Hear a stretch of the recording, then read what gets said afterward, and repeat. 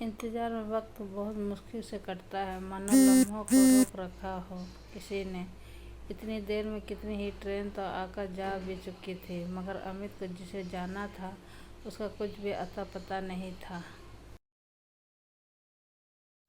Announcement पर कान लगाए waiting room में एक बेंच पर बैठ घबराहट में कभी वो घड़ी देखता तो कभी मोबाइल में रनिंग स्टेटस देखता। उसकी ट्रेन के प्लेटफॉर्म पर पहुंचने में अब भी कोई 1.5-2 घंटा का लंबा वक्त था। इससे अच्छा तो फ्लाइट से चला गया होता। मोबाइल स्क्रीन पर देखते वो बुदबुदाया। उसकी बेचैनी बढ़ने लगी, क्योंकि वो उस शहर से जितनी जल्दी निकल जाना चाहता था उसे उतनी ही देर हो रही थी। कई दफ़ा वक्त मुट्ठियों में रेत की तरह नहीं रहते, चिपक जाता है गुड़ की गिल्ली डल्ली की तरह। आखिर अब था ही क्या उस शहर में उसका, जहाँ कोई अपना दिल तोड़ दे वहाँ का कुछ भी अपना कहाँ रह जाता है। और हर चीज़ काटने दौड़ती है, सड़कें, गलियाँ, बाजार, ऑफिस, मकान, लोग, सब कुछ। और अब ये प्लेटफॉर्म भी। तबीयत ठीक नहीं थी।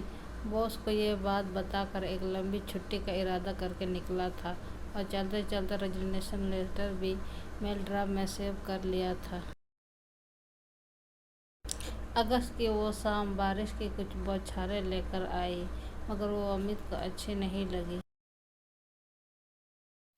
हालांकि बारिश उसे बेहद पसंद थी। कॉलेज के दिनों में अक्सर वो बाइक लेकर संगम तट की तरफ निकल जाता था, और वह एक किनारे बैठकर गंगा की लहरों पर बारिश की नन्ही नन्ही बूंदों की टपकने से निकलते संगीत में खो जाता था। बूंदों का नदी से मिलन का संगीत। उसके कानों में वो संगीत जैसे अब भी बज रहा था कि तभी चाय वाला बिल्कुल पास आकर चाय गरम बोला तो अमित ने उसे घूरते हुए एक नज़र देखा और फिर मोबाइल में आंख गड़ा दी। भीतर मन में सुलग रहा हो तो कोई भी चीज़ अच्छी नहीं लगती। भैया एक चाय देना, एक लड़की की आवाज़ थी। उसके ठीक पीछे वाली बेंच पर एक लड़की कब आकर बैठ गई थी। उसे पता ही नहीं चला। अमित को लगा जैसे कोई जानी पहचानी आवाज़ हो, कोई पुरानी सी। चाय देकर चाय वाला प्लेटफॉर्म की ओर भागा। वहाँ फिर कोई ट्रेन आ रही थी। कौन हो सकती है वो लड़की? अमित अपने दिमाग पर जोर डालने लगा, लेकिन ट्रेन के इंतजार ने उसे इतना बोझिल बना दिया था कि वह कुछ सोच ही नहीं पाया। उसको उलझन सी होने लगी। उसका मन हुआ कि वह थोड़ी देर प्लेटफॉर्म पर घूम आए, मगर 2 बड़े बड़े बैग लेकर इधर उधर टहलना कुछ मुश्किल था, इसलिए बैठा रहा। उसने आहिस्ता से पीछे देखा। बेंच पर बैठी वो लड़की ट्रेन इनफ्लो डिस्प्ले पर बड़े गौर से देख रही थी। शायद उसे भी अपनी ट्रेन का इंतजार था। प्लेटफॉर्म पर आते आते वो कुछ भीग सी गई थी, जिसकी वजह से कंधे और पेट पर फैले उनके गीले बालों की एक भीनी खुशबू नम हवा में बिखर गई थी। उसे कुछ देर सामान देखने के लिए कह के चला जाऊं क्या, सोचते हुए अमित उठा, लेकिन आपस बैठ गया। अमित ने महसूस किया कि बार बार एक लड़ उनके गाल पर लटक आती थी, जिसे वह अपनी उंगलियों से कान के पीछे ले जाकर जब चबाती थी तो उनके हाथों की चूड़ियां खनक उठती थी। अमित उसकी तरफ दोबारा घूम ही रहा था कि उनके आहट पर वो फिर से लटक आई। लट को कानों के पीछे ले जाती हुई पलटी, और तुम? दोनों ने चौंक कर एक साथ कहा। किसी मोड़ पर पुराने दोस्त से अचानक मिलना कितना अच्छा लगता है ना। जैसे बरसों से अलमारी में बंद कोई बहुत पुराना एल्बम हाथ लग जाए, वो जिसमें हमारी पुरानी शक्लें मुस्कुरा रही होती। अमित के सामने एक खूबसूरत तस्वीर उभर आई तो उनकी उलझन कहीं गुम हो गई, वही आवाज़ और गजल के दो मिसरों की तरह।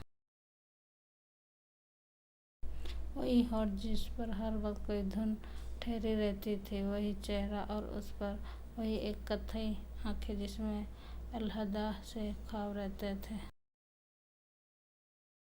वही परेशानी और उस पर वही हल्की सिकन जिसमें ना जाने कितने सवाल बसा करते थे। बीते 7-8 सालों में उम्र के तकाजे ने उनको ज़्यादा नहीं बदला था। हाँ, अगर कुछ बदला था तो ये कि उनके मांग में सिंदूर और गले में मंगलसूत्र आ गया था और उनकी कलाई चुन्नी से भर गई थी। वह अमित की दोस्त काव्या थी। इलाहाबाद में एक ही कॉलेज के पास आउट थे दोनों। तुम यहाँ कैसे? पहले अमित ने पूछा। इलाहाबाद जा रही हूँ मम्मी के पास। और तुम? काव्या ने कहा। मैं भी, अमित ने जवाब दिया। कुछ देर की खैरियत के बाद दोनों के मन में कुछ सवाल आकर बैठ गए। अमित ने उनमें से एक सवाल चुन लिया। शादी कब की? 1.5 साल हो गए। और तुमने शादी की? काव्या ने रुक रुक कर पूछा। नहीं, अभी नहीं। अमित ने बस इतना ही कहा और दूसरी तरफ देखने लगा, मानो वो इसके आगे के सवाल क्यों नहीं की से बचना चाहता था। बारिश कुछ तेज हो गई थी और दोनों के मन पर एक ही नमी सी जम गई। दोनों की ट्रेन एक ही थी जिसका अब भी कुछ अता पता नहीं था। कुछ धीमी आवाज में चाय बोलते हुए चाय वाला वहां से गुजरा तो काव्या ने उसे रुकने के लिए कहा। तुम चाय कब से पीने लगी? तुम्हें तो कॉफी पसंद थी ना? अमित ने पूछा। तुमको याद है? काव्या ने ऐसा पूछा जैसे अमित को सारी पुरानी बातें याद हो। हाँ, मुझे तो हर बात याद है। कॉफी खत्म हो जाने पर कैंटीन वाले भाई को कैसे डांटती थी तुम। फिर मुझे तुम्हारे लिए बाहर से कॉफी लानी पड़ती थी। कितनी जिद्दी थी ना तुम, अमित ने कहा तो वो मुस्कुराने लगी।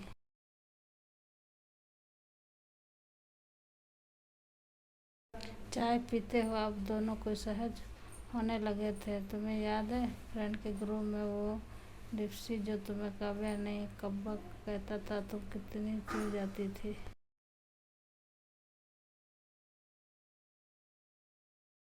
अमित ने छेड़ते हुए कहा। हाँ हाँ, याद है, काव्या ने कहा और उनकी आंखें अमित के चेहरे पर टिक गई, जैसे पूछना चाहती हो कि क्या क्या याद है।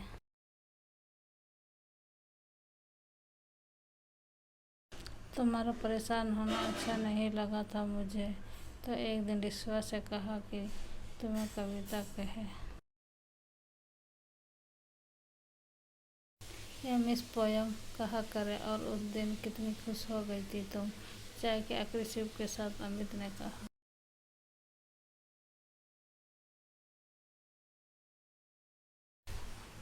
मिस पोयम हॉल से दोबारा कहकर काव्या मुस्कुराने लगी। काव्या का मन स्टेशन से निकलकर उनके कॉलेज के दिनों में पहुंच गया।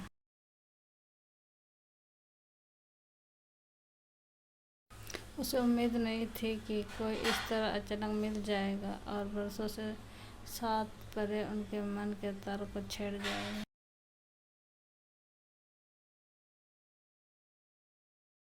जब पुरानी यादें आकर कुछ देर के लिए आंखों में ठहर जाती है तो सामने का हर मंजर ऐसे ही दिखने लगता है जैसे हम किसी खूबसूरत वक्त को जी चुके होते हैं। काव्य की आंखों में प्लेटफॉर्म अब कॉलेज कैंपस बन गया था,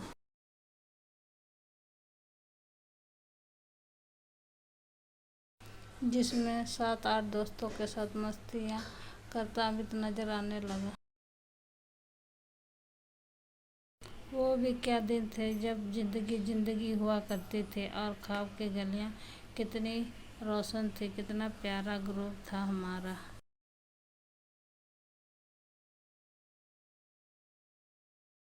काव्या ने अमित की तरफ प्यार से देखते हुए कहा। हम अमित ने जवाब दिया और उनकी तरफ देखने लगा। आज सब अपनी अपनी दुनिया में कितने खुश हैं ना, काव्या ने नर्म लफ्जों में कहा। हाँ,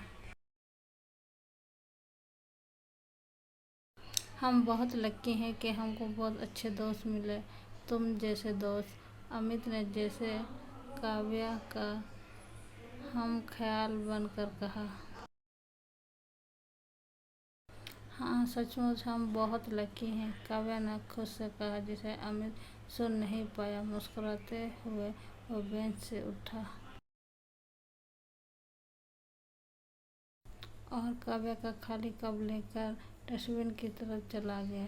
काव्या की नज़र उसके पीछे पीछे चली गई।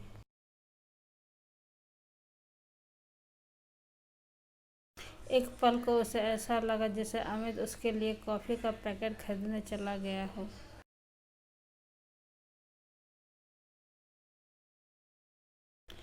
ये दोस्ती वाला प्यार भी ना कभी ख़त्म नहीं होता, उसके तो जैसे दोस्त की उम्र लग जाती है।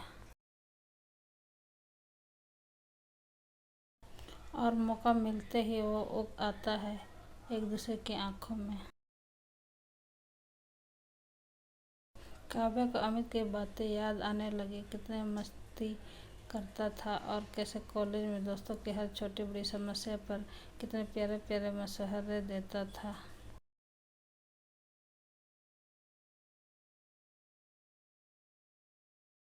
उसने अमित की तरफ एक नज़र भर कर देखा। अमित को भी महसूस हुआ कि काव्या पहले जैसे नहीं लग रही थी।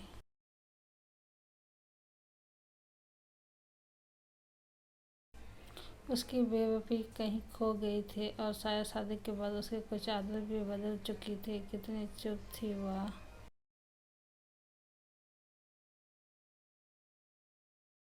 बारिश अब कुछ हल्की हो गई थी और प्लेटफॉर्म पर इक्का दुक्का लोग ही आ जा रहे थे।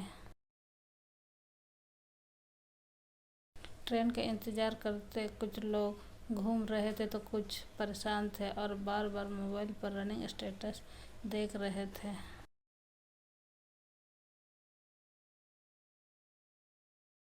तभी काव्या का मोबाइल बज उठा। बेंच से उठकर वह एक कोने में चले गई और कॉल रिसीव करके बात करने लगी।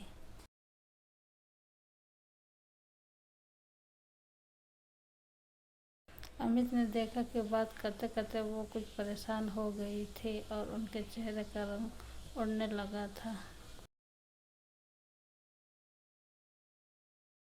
बात करके जब वो वापस लौटी तो उनके माथे पर एक नामामूली सी सिकन चली आई और उनके आंखों के किसी कोने में आंसू का एक कतरा उभर आया जो कह रहा था।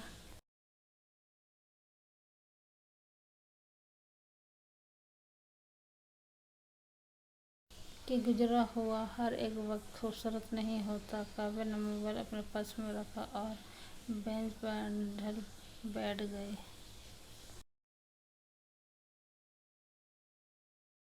बोतल से पानी पिया और डिस्प्ले की तरफ देखने लगी। क्या हुआ काव्या, सब ठीक तो है ना? अमित ने अटकते हुए पूछा।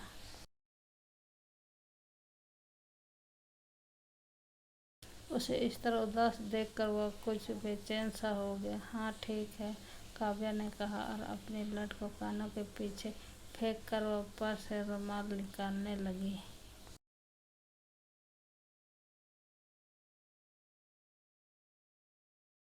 लेकिन आंसू रुमाल का इंतजार कहाँ करते हैं, वो तो फौरन ही लुढ़क आते हैं गालों पर। काव्या का रोना अमित को परेशान कर गया। वो चाहता था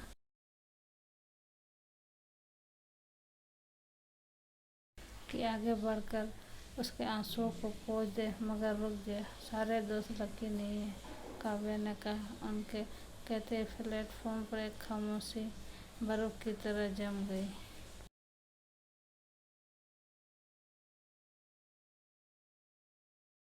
बीते हुए दिनों के सुख और दुख एक साथ याद आ जाए तो मन बहुत मुश्किल में पड़ जाता है कि क्या करे। सुखों पर मुस्कुराए या फिर दुखों पर उदास हो जाए, क्या करे।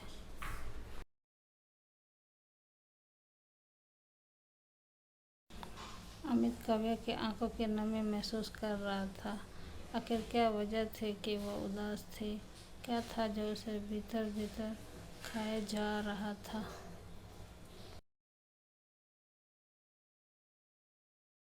अमित जिस काव्या को जानता था वो दिल और दिमाग से बहुत मजबूत लड़की थी, टूट नहीं सकती थी। और अब उनके सामने बेंच पर जो काव्या बैठी थी वो कमजोर लग रही थी, रो रही थी।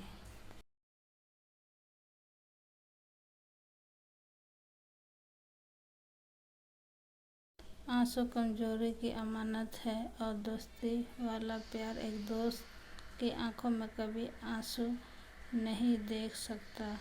उसका अपना मन दोस्त के लिए कहीं चुपके से रो देता है। अमित की नज़र उसकी नम आंखों पर जा ठहरी। उसने उसका बैग परे किया और बेंच पर बिल्कुल उसके करीब सरक आया। हे, व्हाट हैपेंड? सारे दोस्त लकी नहीं, इसका क्या मतलब है? काव्या क्यों कह रही है ऐसा? काव्या खामोश रही, लेकिन उनके गाल भीग गए। क्या तुम मुझे भी नहीं बताओगे क्या हुआ, क्या है? अमित ने प्यार से पूछा। काव्या ने आंसू पोंछा और उसकी ओर देखने लगी। उसे कॉलेज के दिनों का वो अमित याद आ गया। ऐसा ही तो पूछा था वो प्यार से जब वो किसी बात पे नाराज हो जाती थी, लेकिन ना चाहते हुए भी उसे सब कुछ बताना पड़ता था उसको। आज भी काव्या कुछ नहीं छुपा पाई, सब बताती चली गई। काव्या के पापा ने अपने दोस्त के बेटे से उसके रिश्ते की बात की थी। मना करने की कोई वजह नहीं थी, लेकिन कुछ दिन बाद उसे मालूम हुआ कि उसके पति को किसी और से प्यार था और काव्या से शादी तो उसने अपने जिद्दी पिता के दबाव में आकर की थी। मना करने की कोई वजह नहीं थी, लेकिन कुछ दिन बाद उसे मालूम हुआ कि उसके पति को किसी और से प्यार था और काव्या से शादी तो उसने अपने जिद्दी पिता के दबाव में आकर की थी। छोटी छोटी बातों को लेकर आए दिन वो लड़ने लगा। कुछ दिन तो काव्या ने किसी तरह बर्दाश्त किया, लेकिन कब तक करती? वो ऐसे रिश्ते का बोझ नहीं उठाना चाह रही थी जिसमें प्यार कभी था ही नहीं। शादी के रिश्ते में सब कुछ मिल जाए, लेकिन अगर प्यार ना मिले तो निभाना बहुत मुश्किल हो जाता है। प्यार ही तो नहीं मिला था उसे और बात तलाक तक आ पहुंची थी। कल कोर्ट में उसकी हियरिंग थी, तो वो तुम्हारे हस्बैंड ने कॉल किया था अभी? अमित ने पूछा। हाँ कहकर काव्या सिसकने लगी। बाहर बारिश थम गई थी और भीतर अमित का दिल भीगने लगा। वो खुद भी तो काव्या की तरह अनलकी था, वो भी अपना गम बांटना चाहता था। लेकिन उस वक्त काव्या को संभालना उसे ज़रूरी लगा, क्योंकि उसकी तकलीफ सबसे बड़ी थी। अक्सर लोग प्यार को नहीं पहचान पाते। काव्या तुम फिक्र मत करो, सब ठीक। अमित कहते कहते चुप हो गया। जानता था इतना आसान नहीं होता सब कुछ ठीक हो जाना। चुप्पी में तकलीफ चेहरे पर आकर ठहर जाती है और तब उदासी छुपाने से भी नहीं छुपती। काव्या ने अमित के चेहरे का भाव पढ़ लिया था।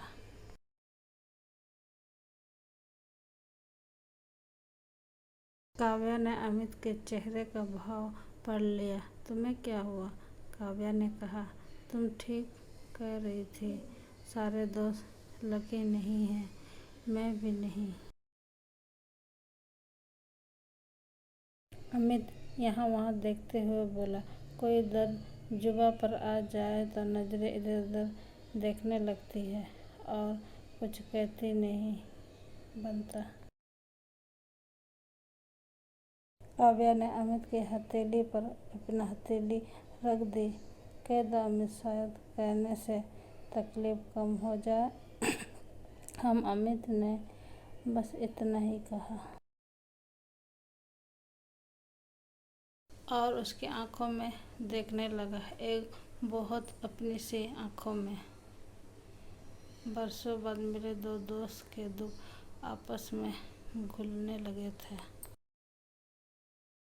प्यार जितना ही खूबसूरत होता है, अलगाव उतना ही तकलीफ दे। दिल के साथ कितनी ही उम्मीदें टूट जाती हैं, कितने ही सपने बिखर जाते हैं। अमित को बिल्कुल भी उम्मीद नहीं थी कि निशा इस तरह उसकी जिंदगी से दूर चली जाएगी। अचानक ये कहकर कि उसके पापा इस रिश्ते के लिए राजी नहीं हैं, निशा ने अमित को कुछ कहने का एक मौका भी नहीं दिया था, इसलिए वो टूट गया था और हर चीज़ से दूर भागने लगा था। पता नहीं, मैं निशा से इतना प्यार करता था कि उसके बिना एक पल के लिए जीना मुश्किल था। I love you Nisha very much, Amit ने कहा। उसकी हथेली काव्या की हथेलियों में बंद थी। उसका नाम निशा था। काव्या ने धीरे से कहा, मुझे समझ में नहीं आया कि मैं क्या करूं। हमारे बीच अचानक वो उसके पापा कैसे आ गए? नहीं नहीं, मुझे लगता है कि पापा सिर्फ एक बहाना थे। वो खुद दूर हो रही थी मुझसे, शायद महसूस कर रहा था मैं कुछ दिनों से, पर नहीं रोक पाया उसे। कहते कहते अमित एकदम रुआ हो गया। उसने काव्या को अपना सारा हाल कह दिया, सब कुछ वो कहता रहा और काव्या चुपचाप सुनती रही, अपनी हथेलियों में उसकी तकलीफ महसूस करती रही। कुछ देर की खामोशी के बाद काव्या ने पूछा, तो तुम छुट्टी लेकर नहीं जा रहे हैं, बल्कि शहर से दूर भाग रहे हो? अमित ने कोई जवाब नहीं दिया, उसकी तरफ देखता रहा एकटक। अमित को याद हो आया, कॉलेज में अक्सर काव्या ऐसे ही पूछती थी, तो तुम्हें सिंह सर से नहीं पढ़ना? तुम्हें तो क्लास बंक करके कैंपस में जाकर मस्ती करनी है ना? कॉलेज के फ्रेंड के साथ उनका कॉलेज हमेशा एक किरदार की तरह होता है, जो बात बात पर याद दिलाता है कि कौन कैसा था। कुछ देर तक दोनों खामोश रहे। काव्या डिस्प्ले पर देखने लगी। कुछ ही देर उनकी ट्रेन प्लेटफॉर्म पर आने वाली थी। काव्या ने खामोशी तोड़ते हुए कहा, वो कहते हैं ना कि जो अपना होगा वो लौट कर आएगा, जो ना लौटे तो समझना कि वो कभी अपना था ही नहीं। काव्या का समझाना अमित को अच्छा लगा। हिम्मत देने वाला कोई मिल जाए तो हिच की तकलीफ भी राहत देने लगती है और तुम्हारी जॉब। काव्या को अब दूसरी फिक्र होने लगी। लेट्स सी, अभी तो अब घर जाना है, फिर सोचेंगे। अमित ने कहा। तभी प्लेटफॉर्म पर ट्रेन आकर रुकी। दोनों ने अपना सामान उठाया और ट्रेन की तरफ बढ़ गया। अमित अपनी बोगी के सामने रुक गया। A7, तुम्हारी सीट किस बोगी में है? अमित ने पूछा। टिकट कंफर्म नहीं हुआ, काव्या ने कहा और दूसरी तरफ देखने लगी। अमित ने अपना सामान भीतर रखा और फिर गेट पर खड़े होकर अपना दाहिना हाथ काव्या की तरफ बढ़ा दिया। काव्या ने बिना देर किए अमित का हाथ थामा और ट्रेन में चढ़ गई। धूप अंधेरे में ट्रेन तेज रफ्तार से आगे बढ़ रही थी और दर्द पीछे छूटता जा रहा था। सब सो रहे थे, लेकिन अमित और काव्या की आंखों में नींद नहीं थी। एक दो दफा अमित ने पूछा कि वो ठीक तो है ना, तो काव्या ने हाँ में जवाब देकर बस मुस्कुरा दिया। रह रहकर दोनों की निगाहें मिलती थी और दोनों जरा सा मुस्कुरा देते। मरहम जैसे मुस्कुराते। इतने साल कितनी तेजी से गुजर गए ना, काव्या ने कहा। हम गुजरे वक्त की कोई डोर हमारे हाथ में होती तो हम उसको खींच लाते। अच्छे दिन थे ना वो, अमित ने कहा और काव्या की तरफ देखने लगा। हम काश और कॉलेज के बाद हमें मिलते रहना था ना। काव्या ने खिड़की के बाहर ताकते हुए कहा। हम पता नहीं क्यों नहीं मिले। अमित की आवाज़ से जरा सा अफसोस, थोड़ी सी तकलीफ बाहर रिस आई। सुबह के 6:30 बज रहे थे जब ट्रेन इलाहाबाद जंक्शन पर आ खड़ी हुई थी। बादल घिरे हुए थे और कुछ अंधेरा भी था, मगर दो दिल में एक नूर फूट रहा था। हवा बेहद खुशगवार थी और कहीं दूर से चाय की भीनी भीनी खुशबू आ रही थी। तुम जॉब मत छोड़ना, कुछ दिन छुट्टी मना के वापस चले जाना। स्टेशन से बाहर जाने की सीढ़ियाँ उतरते हुए काव्या कह रही थी। हाँ, नहीं छोड़ूंगा, और अगले महीने प्रमोशन भी होने वाला है। कितना परेशान था, हर चीज़ से दूर भाग रहा था और ना जाने क्या क्या सोच रहा था। अच्छा हुआ तुम मुझको मिल गई, अमित कहता जा रहा था, जैसे जैसे उसे हर बात काव्या से कहने की जल्दी थी। हाँ, जल्दी थी भी। सफ़र ख़त्म हो जाता है तो लगता है अभी कितनी बातें बाकी रह गई है। चलते चलते सब कह देनी चाहिए।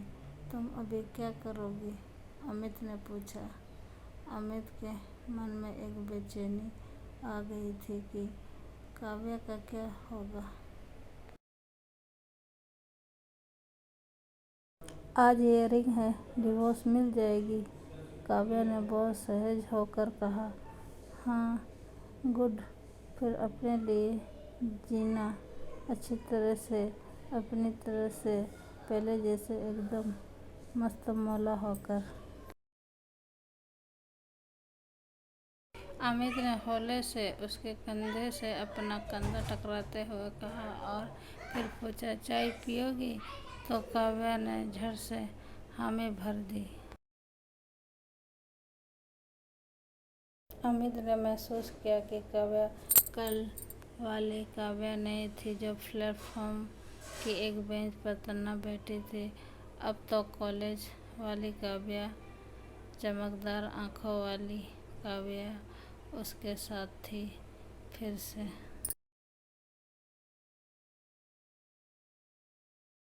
काव्या ने भी देखा कि पुराना अमित वापस लौट आया था। उदासी भरे लम्हे भी पुराने कॉलेज फ्रेंड से अचानक मिल जाना कितना अच्छा होता है, जैसे कोई बड़ी ताकत मिल गई हो। थैंक यू एक अच्छी जर्नी के लिए, काव्या ने कहा। उसकी आंखों में एक चमक थी। तुम्हें भी शुक्रिया। कहाँ जा रहा था, कहाँ पहुँच गया, क्योंकि तुम मिल गई।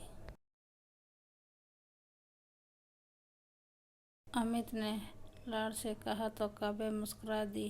तभी बादलों से झनकर सूरज की किरणें भी फूट पड़ी।